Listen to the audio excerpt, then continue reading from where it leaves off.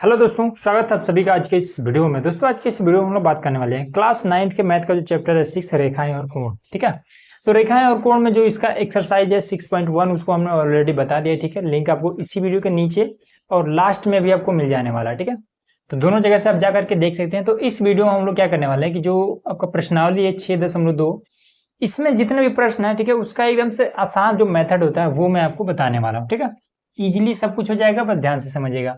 जैसे यहाँ पर हमारे पास एक क्वेश्चन है, ठीक है, 6.2 का पहला क्वेश्चन यही वाला है।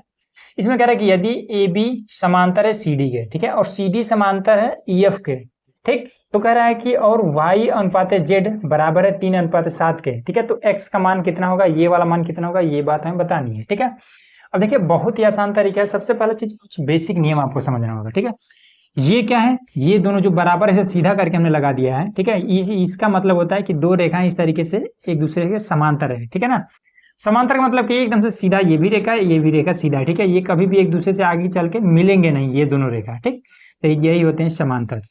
अब आइए इसमें कुछ नियम मैं आपको समझाता हूँ। तो इसमें कह रहा है कि ये वाला जो ए बी रेखा है इस सी डी के समांतर है। ठीक है, ए बी सी डी के समांतर है और सी डी ई एफ के समांतर है।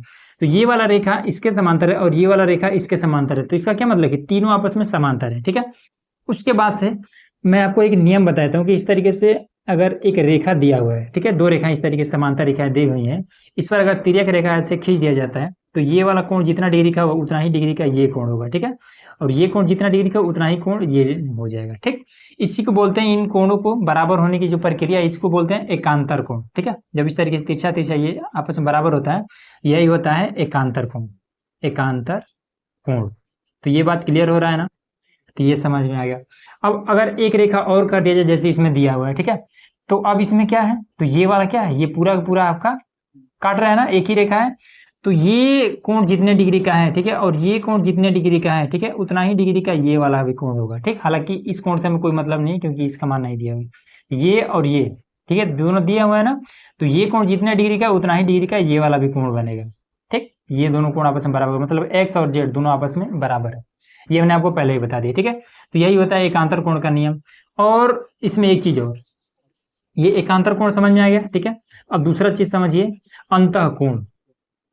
अंतः कोण, ठीक, अंतः कोण में एक नियम होता है कि जब इस तरीके से दो रेखाएं खींची हो, ठीक है, और एक सीधा रेखा खींच दिया जाए, ठीक है, या फिर तिरछा खींच दिया, ठीक है, चाहे जैसा भी रेखा हो, तो ये वाला कोण और ये वाला कोण, दोनों कोण मिल करके इसका मान हो जाएगा कितना, 180 डिग्री। ये बात आपको याद रखना है। ठीक है, अब ये कोण कितना डिग्री का है हमें नहीं पता है, ये कोण कितना डिग्री का है ये भी नहीं पता है, लेकिन ये बात पता है कि ये दोनों कोण मिल करके होता है 180 डिग्री। बस इतना बात याद रखिएगा। ठीक है, इस क्वेश्चन के लिए। ठीक है, इसी को बोलते हैं अंदर वाला कोण को अंतः कोण बोलेंगे। ठीक, तो ये वाला हो जाएगा। अब आ जाइए इसमें हल करते हैं। ठीक है, एकदम से आसान और बेसिक तरीके से बताए थे। ठीक है, कुछ भी इधर उधर नहीं। चलिए पहला आपको लिखना है एग्जाम में कि दिया है, दिया है क्या चीज दिया हुआ है, तो बता दें कि ए बी और सी डी समांतर है। जो ए बी रेखा है ये समांतर है सी डी के। ठीक है, और दूसरा चीज जो सी डी रेखा है ये समांतर है ई एफ के। ठीक है, तथा जो y और अनुपात z है ये बराबर है 3:7 के। ठीक, यहाँ लास्ट में लिखिए है और बस खत्म कीजिए। अब उसके बाद से ज्ञात करना है, तो लिख देंगे कि ज्ञात करना है। क्या ज्ञात करना है, तो x का मान बताना है। ठीक है, x का मान कितना होगा, कितना होगा। ठीक, ये चीज बताना है। अब यहां पर एक हेडिंग, दो हेडिंग, तीसरा हेडिंग डालेंगे उपपत्ति। उपपत्ति, ठीक है, अब उपपत्ति में क्या लिखेंगे, तो बस सारा मामला फिगर सही है। तो इसमें क्या बताएंगे कि ए बी और सी डी समांतर है। ठीक है, ए बी समांतर है सी डी के। ठीक है, कॉमा सी डी जो है ये समांतर है ई एफ के। ठीक है, ये वाला इसके समांतर है, ये चीज हो गया। ठीक है, तब इसमें क्या हो जाएगा, ये इसके समांतर है, ये वाला इसके समांतर है। ठीक है, तब इसका मतलब क्या हो जाएगा, तीनों आपस में समांतर है। तो लिख दें कि ए बी और ई एफ ये दोनों भी आपस में समांतर है। तब जो ए बी रेखा है ये समांतर हो जाएगा ई एफ के। ठीक, तो लिख देंगे कि दिया है। ठीक है, ये बात इसमें दिया है, यहाँ हमने लिख दिया है, ठीक है, ये बात हो गया। तो हमने क्या मालूम कर लिया कि ये जो रेखा ए बी है EF के समांतर है और ये है एक तिर्यक रेखा, ठीक। तो इसलिए एक्स और ये जेड बराबर हो जाएगा कैसे, एकांतर कोण से। तो यहाँ लिख देंगे इसलिए जो कोण है एक्स, कोण एक्स ये बराबर हो जाएगा कोण जेड के, ठीक है। कैसे बराबर होगा तो बता देंगे कि ये एकांतर कोण है, एकांतर कोण।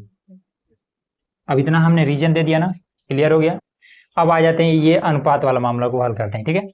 तो इसमें लिखेंगे कि माना, यहां लिखे, ठीक है, ताकि स्पेस बचा रहे। माना एक्स वाई जेड बराबर में 3:7, यही चीज है ना, तो इसको हम मान लेंगे। तो वाई जो कोण वाई है, ठीक है, इसको मान लेते हैं, ये वाला इसको कुछ मान लेते हैं, ठीक है। 3 है ना, पहले वाई है तो इसका हम जो मान लेंगे हम 3 लेंगे, ठीक है, पहले तो इसका भी पहला, तो इसका हम 3 ले लेते हैं। अब इसके साथ में कुछ और लेना पड़ेगा, ठीक है। तो इसमें ए बी सी डी कुछ भी ले लीजिए, तो ए इसमें है, ये है, बी इसमें है, ये एक्स और वाई है, ये है, ठीक है, ई एफ भी है।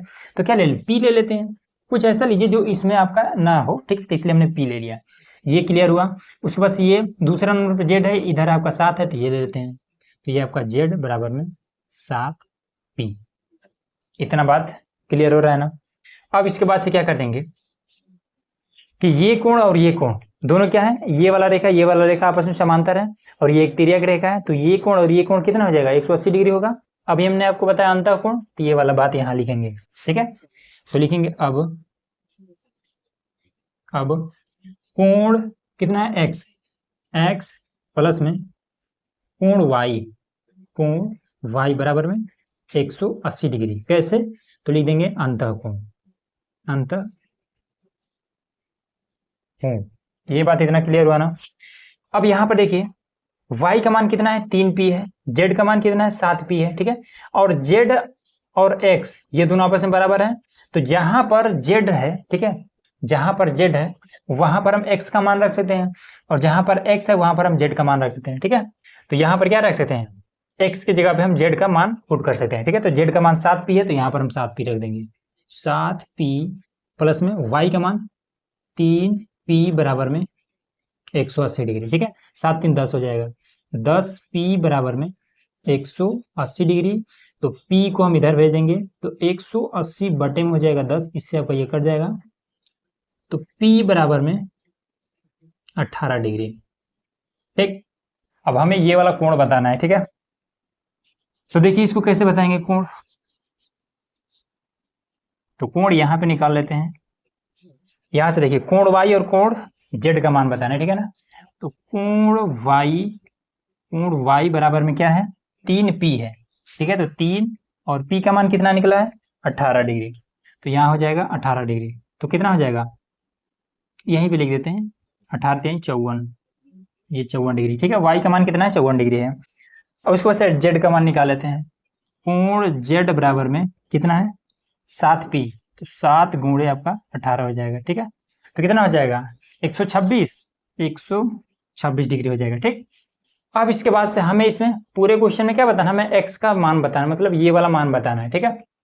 तो यहाँ पर हमने सिद्ध किया था ये वाला कि कोण x बराबर ही कोण z है, ठीक है, ये वाला इसके बराबर है। अब हमारे पास अगर z का मान है, मतलब कि x का मान भी आपका ये सेम ही हो जाएगा, ठीक है। तो यहाँ पर बता देंगे कि अतः जो कोण z है ये बराबर है कोण x के, ठीक है। इसलिए कोण x बराबर कितना हो जाएगा, 126 डिग्री। और सिंपल यही बात हमें बतानी थी और यही हमारा आंसर हो गया। क्लियर हो गया क्वेश्चन नंबर 1, ठीक है। दूसरा क्वेश्चन देखिए। अब देखिए यहाँ पर हमारा क्वेश्चन नंबर दूसरा, ठीक है। ये भी बहुत ही आसान प्रश्न है, ठीक। अब देखिए इसमें भी आपको कुछ छोटा छोटा नियम आपको पता होना चाहिए, ठीक है। सबसे पहला चीज इसमें कह रहा है कि ए बी समांतर है सी डी के, ठीक है। अब ये वाला चिन्ह आपको हमने क्वेश्चन नंबर 1 में बता दिया, समांतर का क्या मतलब होता है हमने बता दिया, ठीक है। ये ए बी और ये सी डी के समांतर है, इतना बात क्लियर हो रहा है ना। उसके बाद से ये तिर्यक रेखा है, तो तिर्यक रेखा मतलब ये कोण और इधर का ये पूरा कोण ये आपस में बराबर होगा, ये बात भी आपको क्लियर हो रहा होगा। अब इसके बाद से दूसरा चीज में कह रहा है कि ई एफ लंब है सी डी पर, ठीक है। ये लंब है, ठीक है। लंब का मतलब होता है कि ऐसा कहीं पर एकदम से एक रेखा पर एकदम सीधा रेखा ऐसे कहीं खींचा गया है, ठीक है, जिसके इधर भी 90 डिग्री बनेगा, इधर भी 90 डिग्री बनेगा, ठीक है। तो देख लेते हैं कहाँ पर खींचा गया है।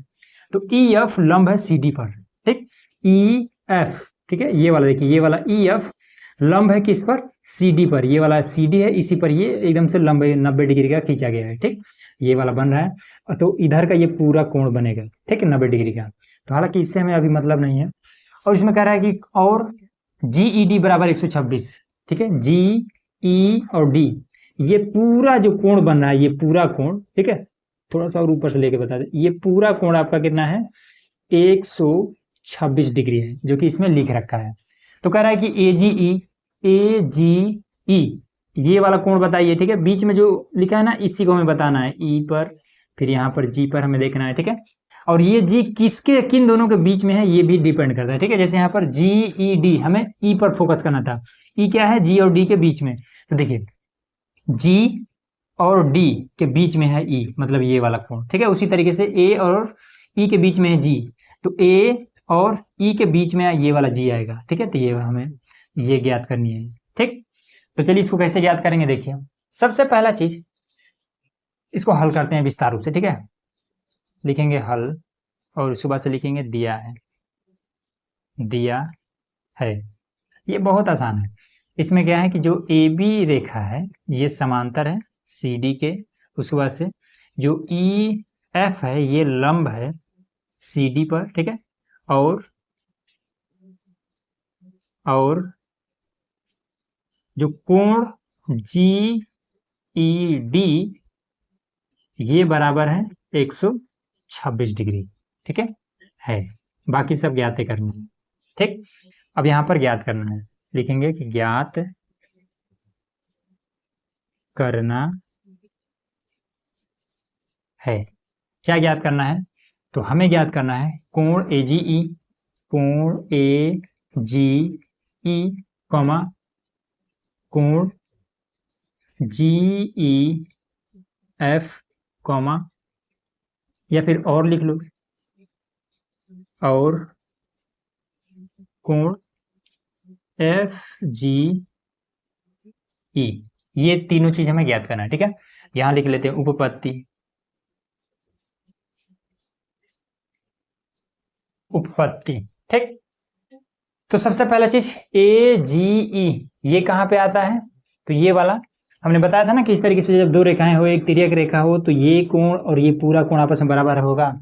तो यहाँ पर ए बी और सी डी ये देवे किया है कि ये दोनों समांतर हैं, ठीक है, ये दोनों समांतर हैं, और ये एक तिर्यक रेखा है, ठीक है, तब ये पूरा कोण इस पूरे कोण के बराबर, ये तो आसान है। तो लिख देंगे यहाँ पर कि ए बी समांतर सी डी है, ठीक है, तथा इस पर तिर्यक कौन है, जी ई, तथा रेखा पूरा लिख देते हैं, ठीक है, रेखा जी ई, ये जी है, ठीक है ना, जी ई एक तिर्यक रेखा है, तिर्यक रेखा है, ठीक है। तब क्या हो जाएगा, तब जो कोण होगा ए जी ई ये बराबर हो जाएगा किसके, जी ई डी के, कोण जी ई डी के बराबर हुआ। कैसे बराबर हुआ, तो हमने अभी बताया था पिछले क्वेश्चन में कि एकांतर कोण नियम से, एकांतर कोण, ये तरीका लिख देंगे, ठीक है। अब इसमें जी ई डी का मान दिया है ना, जी ई डी का मान 126 डिग्री, तो यहाँ पर मान पुट कर देंगे, तो कोण ए जी ई बराबर में 126 डिग्री, और ये आपका एक निकल गया, किसका, ए जी ई निकल गया, ए जी ई निकल गया, ठीक। और दूसरा चीज कौन सा, जी ई एफ, ये कहाँ पे है, तो जी ई और एफ ये वाला हमें निकालना है, ठीक। अब इसमें आप देखिए कि ये पूरा कितना है, ये पूरा है 126 डिग्री, ठीक है, और ये वाला इतना कितना है, केवल ये जो आपका इतना बना हुआ है ये वाला पूरा ये कितना है, तो इस ये चिन्ह किस चीज का, ये कहता है कि 90 डिग्री का है, ठीक है। तो एफ ई और डी ये केवल कोण कितना डिग्री का, 90 डिग्री का है, और इसमें ये वाला कोण भी अगर मिला लें तब कितना हो जाता है, 126 डिग्री। मतलब इसका ये हुआ कि 126 डिग्री में से अगर ये इतना कोण हम माइनस कर दें तो हमारा ये वाला कोण मिल जाएगा, ठीक है। अगर ये कोण हम माइनस कर दें तो हमारा ये कोण मिल जाएगा इस पूरे में से, ठीक। तो देखिए इसको कैसे करेंगे, अब लिखेंगे कि कोण, ये वाला कोण जी ई एफ अब कोण GEF निकालने के लिए हमें क्या करना पड़ेगा, इस पूरे में से GED पूरे में से, ठीक है, 126 पूरे में से कोण पूरा क्या है GED में से माइनस कर देंगे कितना, FED को, ये 90 डिग्री को, ठीक है, माइनस कर देंगे कोण FED को, ठीक, तो हो जाएगा ना। तो लिख देंगे कोण GEF बराबर में GED का मान है 126 डिग्री, माइनस करना है कितना FED कितना है FED, ये पूरा कितना है तो 90 डिग्री है, ठीक। तो आपका ये माइनस कर देंगे तो 90 36 डिग्री बचेगा, ठीक। तो GEF कितना निकल गया 36 डिग्री, तो ये भी आपका निकल गया, ये तो आसानी से निकल जा रहा है। चलिए अब है कोण FGE, ये कहाँ पे है FGE, अब ये वाला कोण निकालना है, ठीक है।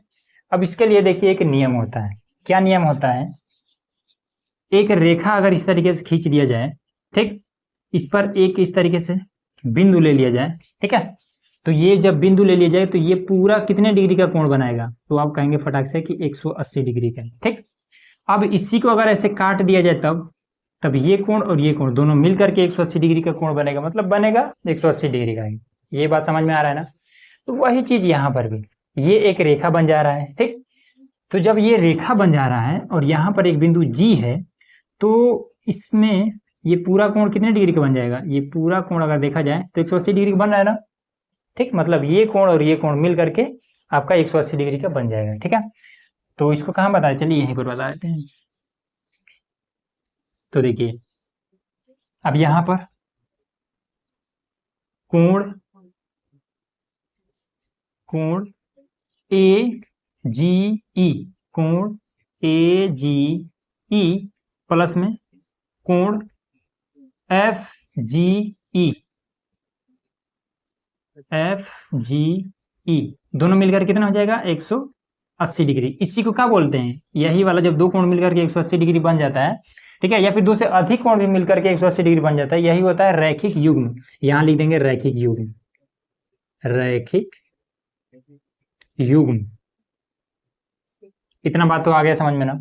अब AGE का मान हमने कहीं निकाला है, यहाँ पर AGE का मान 126 है, तो यहाँ पर मान रख सकते हैं ना 126 प्लस में कोण FGE का मान ही हमें निकालना है, ठीक है, 180। अब इसको हम इधर लेके चल जाते हैं, तो कोण FGE बराबर में 180 माइनस का 126, तो कोण FGE बराबर में इसको घटा देंगे तो कितना है, ये 54 आ जाएगा, 54 डिग्री, ये हमारा आंसर हो गया, ठीक है ना, क्लियर हो गया इजीली।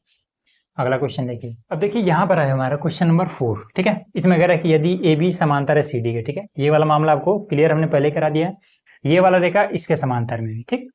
उसके बाद से कह रहा है कि कोण APQ 50 डिग्री है, यहाँ पर APQ ये 50 डिग्री है, और PRD 127 डिग्री, PRD ये 27 डिग्री है 100, तो कह रहे हैं X और Y का मान ज्ञात कीजिए, ठीक। ये बहुत आसान है, देखिए हमने अभी आपको क्या बोला है, यदि दो रेखाएं इस तरीके से हो, ठीक है, अगर ऐसे अगर काट रहा है तो ये वाला कोण और ये कोण आपस में बराबर हो जाता है, ठीक है। या फिर मान लेते हैं कोई और एक रेखा है जो कि कहाँ पर काटे, कहीं पर भी काटे, ठीक है, तो इधर का ये कोण और इसका ये कोण आपस में बराबर हो जाए, बस काटना चाहिए, इनका दोनों का कोण आपस में बराबर हो जाता है बस, ठीक है। तो चलिए इसको करते हैं।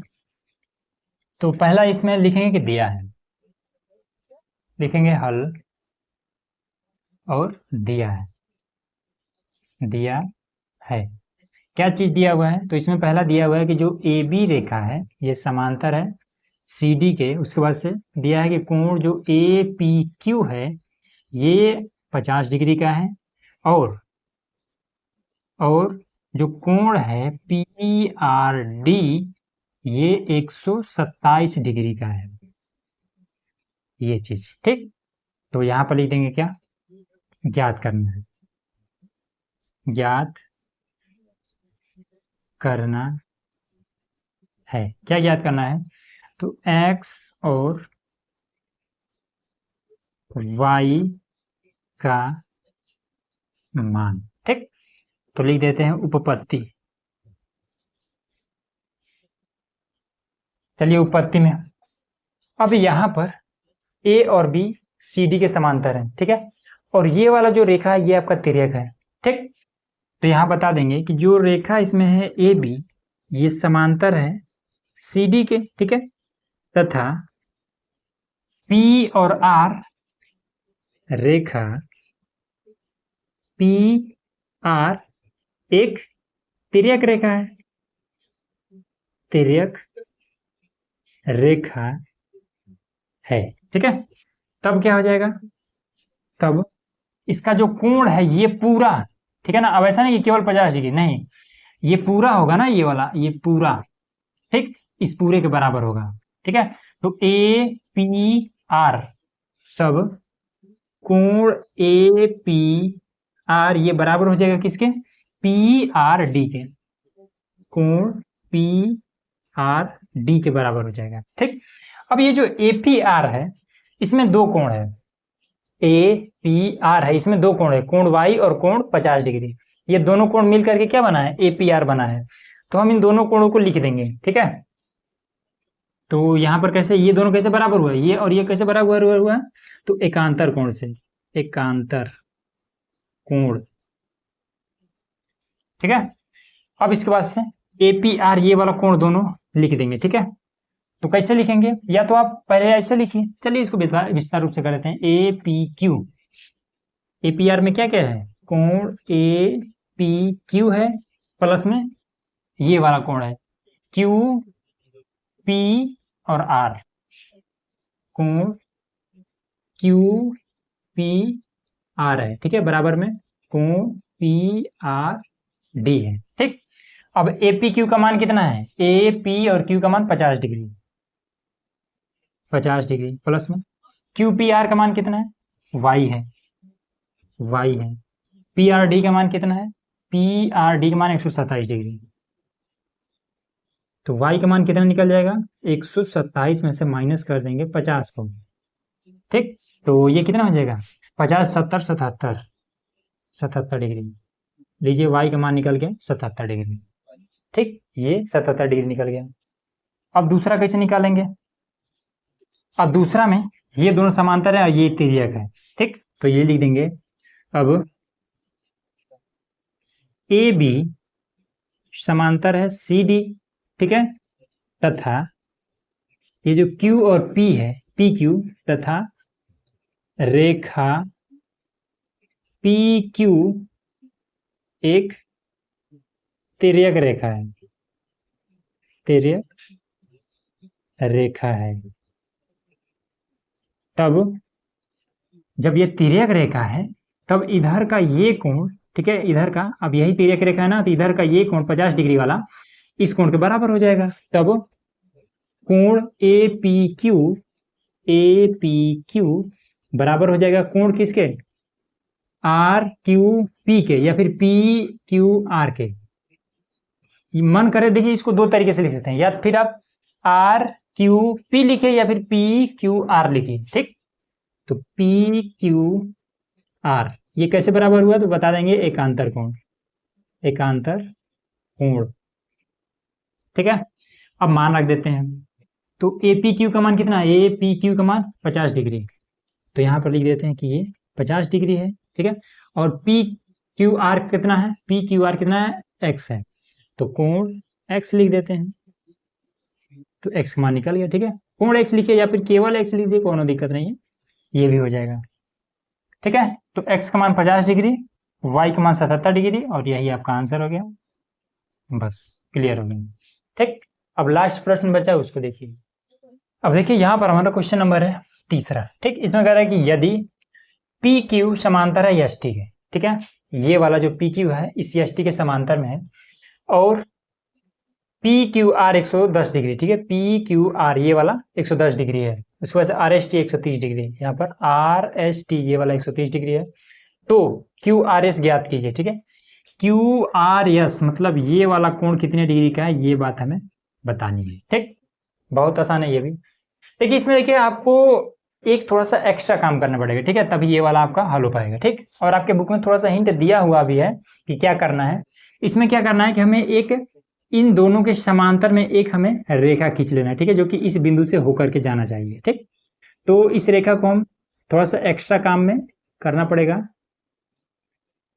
ये हमने खींच लिया, ठीक है। अब इस रेखा का कुछ नाम दे देते हैं। मान लेते हैं कि ये आपका ए है और ये आपका बी है। ये हमने रेखा का नाम दे दिया, ठीक है।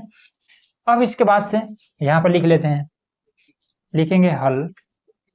उसके बाद से दिया है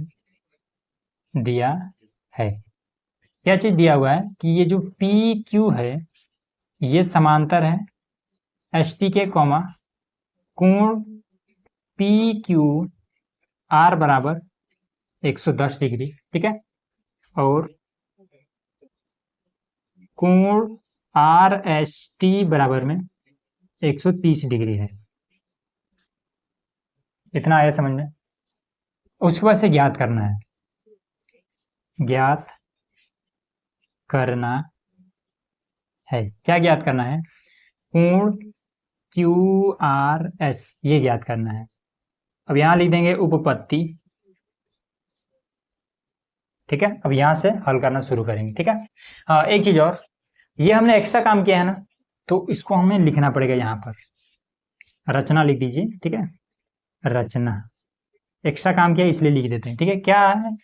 तो पी क्यू और एस टी के समांतर रेखा ए बी खींचा, बस इतना लिखिए, ठीक है। पी क्यू तथा एस टी के समांतर एक रेखा ए बी खींचा, बस हो गया। अब लिखिए उपपत्ति। उपपत्ति, चलिए उपपत्ति में अब करते हैं। हमने आपको शुरू में ही बताया था कि जब दो इस तरीके से रेखाएं हो और एक तिर्यक रेखा हो तो अंदर के जो दोनों कोण होते हैं, दोनों कितने डिग्री का है ये हमें नहीं पता है, लेकिन दोनों अगर मिल जाए तो 180 डिग्री का होता है, ठीक है। तो यहाँ पर भी सेम वही रूल, यहाँ पर भी सेम वही रूल होगा, ठीक है। तब आपका ये वाला दोनों निकल जाएगा, ठीक। तो चलिए करते हैं इसको। अब इसमें पी क्यू आर लिखेंगे, कोण पी क्यू आर प्लस में ये कोण हो गया और ये वाला कोण। अब तो ए आर क्यू प्लस में कोण ए आर क्यू, दोनों मिलकर के 180 डिग्री हो जाएगा, ठीक। इसी को बोलते हैं क्या? रैखिक अंतः कोण, सॉरी अंतः कोण, अंतः कोण इसी को बोलेंगे, ठीक। तथा अब मान निकाले थे, ठीक है, तथा बाद में लिखेंगे। अब पी क्यू आर का मान 110 डिग्री है, तो यहाँ पर मान रख देते हैं, तो ये हो जाएगा 110 डिग्री प्लस में कोण ए आर क्यू बराबर में 180 डिग्री। अब इसको इधर भेजिए, तो कोण ए आर क्यू बराबर में 180 माइनस का 110, ठीक। तो कोण ए आर क्यू बराबर में, इसको घटा देंगे तो 70 डिग्री। क्लियर हुआ ना? तो ये कितना आ गया? 70 डिग्री आ गया, ठीक। सेम प्रोसेस इधर भी, यहां भी कर लेते हैं। तो क्या लिखेंगे कि आर एस टी, अब कोण आर एस टी प्लस में कोण, अब ये वाला S R B, S R B, ठीक है। दोनों कोण मिलकर कितना हो जाएगा? 180 डिग्री। और कैसे? तो लिख देंगे अंतः कोण, अंतः कोण, इस तरीके से, ठीक। आर एस टी का मान कितना है? आर एस टी का मान 130 डिग्री प्लस में कोण एस आर बी बराबर में 180 डिग्री, ठीक। इसको इधर भेज देंगे, तो कोण एस आर बी बराबर में 180 माइनस का 130, तो कोण एस आर बी बराबर में कितना हो जाएगा? इसको घटा देंगे तो 50 डिग्री आ जाएगा, 50 डिग्री आ गया ना। अब ये आपका आ गया कितना? 50 डिग्री। अब देखिए कितना इजीली तरीके से निकल जाएगा। अब हमने आपको एक नियम बताया था, कहाँ पे बता दें नियम? चलिए यहीं पर देख लीजिए। हमने आपको एक नियम बताया, एक रेखा है, इस पर एक अगर बिंदु है तो ये पूरा कोण 180 डिग्री का होता है। अगर काट दिए जाए तो ये कोण और ये कोण दोनों मिल करके 180 डिग्री का बनेगा। ये बात हमने बताया था ना। तो यहाँ पर देखिए ये पूरा एक रेखा है, ठीक है। अब ये पूरा आपका 180 डिग्री हो जाएगा। जिसमें 70 डिग्री ये है, 50 डिग्री ये है, तो ये वाला तो इजीली निकल जाएगा। देखिए कैसे, अब कोण ARQ प्लस में QRS, कोण QRS प्लस में SRB, कोण SRB, ये तीनों मिलकर कितना हो जाएगा? अब एक कोण, दो कोण और तीन कोण है, तो तीनों मिलकर के हो जाएगा 180 डिग्री। ठीक, उसी में चाहे जितना काटिए सब मिलेगा तो 180 डिग्री हो जाएगा। अब जिसका इसका मान है उसका मान रख देते हैं। ARQ का मान 70 डिग्री, 70 डिग्री प्लस में ये QRS का मान हमें नहीं पता, यही याद करना है, प्लस में SRB का मान, SRB 50 डिग्री है, 50 डिग्री बराबर में 180 डिग्री, 7 5 12, तो कोण QRS बराबर में 180 और 7 5 12 को जोड़कर इधर लाते हैं तो माइनस में हो जाएगा 120। ठीक, तो कोण QRS बराबर में घटा देंगे तो 60 डिग्री आ जाएगा, तो इजीली निकल जाएगा। ठीक है, तो ये चीजें तब पॉसिबल है जब छोटी छोटी नियम आपको पता रहेगा तब। ठीक है ना, हो गया इजीली। अगला क्वेश्चन देखिए। अब देखिए यहाँ पर है हमारा क्वेश्चन नंबर 5वां। ठीक है, देखिए क्वेश्चन नंबर 5वां को अगर आपको इजीली हल करना है तो मैं आपको सबसे पहले 2-3 यहाँ पर बातें बताता हूँ। ठीक है, सबसे पहला चीज कि प्रकाश के परावर्तन का नियम आपको पता होना चाहिए। ठीक है, प्रकाश का परावर्तन बहुत कुछ नहीं है। प्रकाश का परावर्तन कहता है कि अगर कोई इस तरीके से एक शीशा हम रख देते हैं, शीशा दर्पण कुछ कहिए, ठीक है, शीशा रख देते हैं और इस पर हम एक टार्च जलाते हैं। ठीक है, ये मान लेते हैं हमारा टार्च है कोई। ठीक, टार्च का फोकस हमने यहाँ पर किया। ठीक है, यहाँ पर टार्च का फोकस आया, तो टार्च को जब आप फोकस इस शीशे पर ऐसे डालेंगे तो टार्च का ये जो फोकस है यहाँ पर टकराएगा और फटाक से इधर ऐसे निकल लेगा। ठीक, अब यहाँ पर देखिए कुछ कोण टाइप का बन रहा है ना। अब हमने क्या किया, इसके बीचों बीच में एक 90 डिग्री का एकदम से सीधा कोई हमने एक रेखा या फिर लकड़ी ऐसे खींच दिया। ठीक है, लकड़ी रख दिया, तो यहाँ पर एक कोण बनने लगा, ये दोनों। ठीक है, ये कोण और ये कोण। ठीक है, तो वो प्रकाश के परावर्तन में आप अगर पढ़ेंगे तो यहाँ पर आने वाले जो किरण है उसको हम ये आपतित किरण कहते हैं। ठीक है, और टकरा करके ये जो टकराती है और निकल जाती है जो किरण, उसको हम परावर्तित किरण कहते हैं। ठीक है, लेकिन हमें मतलब है इस कोण से।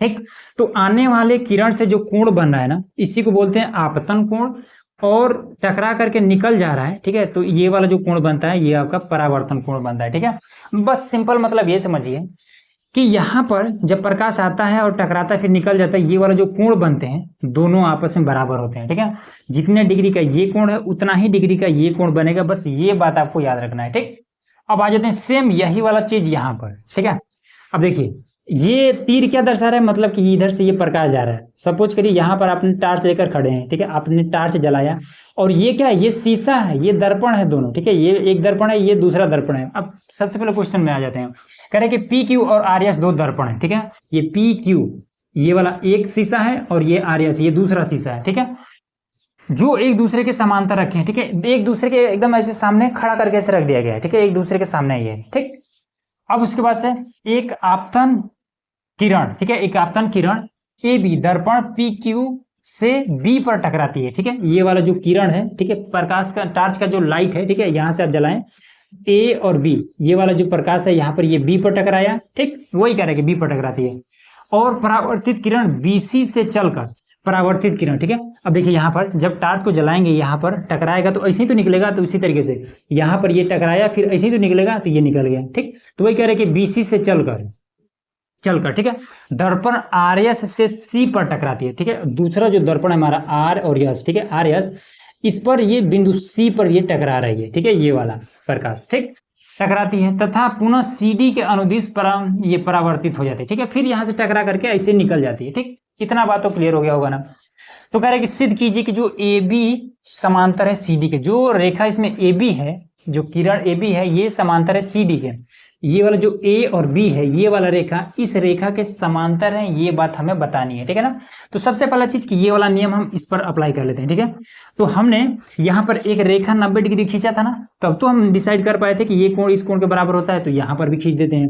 तो लीजिए यहाँ पर हमने एकदम से सीधा एक रेखा खींच दी। अब इसका नाम कुछ देते हैं, चलिए M नाम देते हैं। ठीक, यहाँ पर भी खींच देते हैं क्योंकि सेम वही प्रोसेस यहाँ पर भी हो रहा है, इसका नाम हम N देते हैं। अब कोई दिक्कत तो नहीं है ना। ये हमने क्यों किया है, ये हमने इसलिए किया है ताकि ये कोण और ये कोण दोनों आपस में बट जाए, और ये कोण और ये कोण आपस में दोनों बढ़ जाए, तब हम कह सकेंगे कि ये वाला कोण इस कोण के बराबर है। इस कोण का कुछ ना कुछ नाम दे, एक्स वाई जेड कुछ भी नाम दे सकते हैं, ठीक है। हम आसान होने के लिए इसका नाम कोण 1 दे देते हैं और इसका नाम कोण 2, उसी तरह इसका नाम कोण 3 देते हैं और इसका नाम कोण 4। अब तो क्लियर हो रहा होगा ना। ये दोनों आपस में बराबर है, कैसे बराबर है, तो प्रकाश के परावर्तन वाला नियम से, ठीक है। ये दोनों भी आपस में बराबर है, कैसे बराबर है, तो प्रकाश के परावर्तन वाला नियम से, ठीक। इतना बात तो क्लियर हो गया ना। अब इसके बाद से एक नियम समझिए, ठीक है, इसको मिटा देते हैं, इसका कोई काम नहीं है, ठीक है। एक नियम है, समांतर रेखा क्या होता है, जो एक दूसरे के बिल्कुल आमने सामने हो, ठीक है, वही तो समांतर होते हैं। तो ये रेखा और ये रेखा एक दूसरे के आमने सामने है, ठीक, तो ये क्या है, समांतर है। तो जब दो समांतर रेखा इस तरीके से दिया हो और इस पर पता चले कि एक तिर्यक रेखा है, तिर्यक मतलब तिरछा रेखा है, ठीक है। तो जब तिर्यक रेखा हो, दो समांतर रेखा पर एक तिर्यक रेखा हो, तो इसका ये कोण इसके इधर के कोण के बराबर होता है, ठीक। इस चीज को बोलते हैं एकांतर कोण, और इसका ये कोण इस कोण के बराबर हो जाता है। ये बात इतना क्लियर हुआ ना, ठीक है ना। अब ये बात इतना कब मालूम चला, तो इसमें साफ साफ इसमें कहा जा रहा है कि जब दो रेखा एक दूसरे के समांतर हो और एक रेखा इस तरीके से तिर्यक हो, ठीक है, तो उस कंडीशन क्या होता है, इनके जो कोण होते हैं ये आपस में बराबर हो जाते हैं, ठीक है। अब यही बात अगर हम आपसे पहले ही पूछ दें, अब हम आपसे कहें नंबर 1 ये समझिए, ठीक है। अब नंबर 2 में अगर हम आपसे पहले ही कहें कि ये रेखा है और ये एक दूसरा रेखा है, ठीक है, दो रेखाएं हैं, अब हमें नहीं पता कि समांतर है कि नहीं है, और इस पर ये एक तिर्यक रेखा है, ठीक। अब हम आपसे कह दें कि ये दोनों रेखा समांतर है कि नहीं है, ये बात हमें नहीं पता, यही मेन चीज है, ठीक है, हमें नहीं पता है। लेकिन हमें ये बात पता है कि ये वाला कोण इस कोण के बराबर है और ये वाला कोण इस कोण के बराबर है, ठीक है। कोई एक, दोनों मत लीजिए, कोनो एक कर लीजिए, ठीक है। तो ये वाला कोण इस कोण के बराबर है, ठीक। तो हमें क्या मालूम चला कि ये कोण इस कोण के बराबर है, तो ये दोनों कोण कब बराबर होते हैं, ये कोण तभी बराबर होते हैं जब दो रेखाएं आपस में समांतर होती हैं, ठीक है। तो ये यहां पर ये कोण इस कोण के बराबर है, इसका मतलब क्या है कि ये वाला रेखा इस रेखा के समांतर है, ठीक है ना। बस यही बात आपको यहां पर अप्लाई कर देना है और कुछ भी नहीं है, ठीक है। तो जब ये कोण इस कोण के बराबर है, इसका मतलब क्या है कि ये वाला रेखा इस रेखा के समांतर है, ठीक है। क्यों, क्योंकि यहां पर जब ये रेखा इस रेखा के समांतर में था और एक तिर्यक रेखा था, तब हमें क्या मिला था, हमें ये कोण इस कोण के बराबर मिला था और ये कोण इस कोण के बराबर मिला था, ठीक है। अब जब हमें मिला है कि ये कोण इस कोण के बराबर है, इसका मतलब है कि ये वाला रेखा इस रेखा के समांतर है। बस इतना ही बात इसमें ये है, ठीक है। अब चलिए फटाफट इसको हल कर देते हैं, ठीक। तो चलिए यहाँ पर सबसे पहले लिख लेते हैं हल लिख लेते हैं, ठीक है। उसके बाद से लिखेंगे दिया है। क्या दिया है कि ये वाला जो दर्पण है इस दर्पण के समांतर में रखा हुआ है पहले ही से, ठीक है। दर्पण का नाम है PQ, समांतर है RS का। तो PQ समांतर है RS के, ठीक। उसके बाद से और क्या है, कोण 1 कोण 2 के बराबर है, ठीक है। जो कोण 1 है ये बराबर है कोण 2 के, तथा जो कोण 3 है कोण 4 के बराबर है, कोण 3 बराबर है कोण 4 के। इतना बात क्लियर हुआ ना, ये बात क्लियर हो रहा है। अब इसके बाद से क्या करेंगे, लिखेंगे ज्ञात करना है या फिर सिद्ध करना है, सिद्ध करना है। क्या सिद्ध करना है कि जो AB रेखा है, ये जो AB रेखा है CD के बराबर समांतर है, जो AB रेखा है ये समांतर है CD के, ये चीज हमें सिद्ध करना है। तो लिखेंगे उपपत्ति,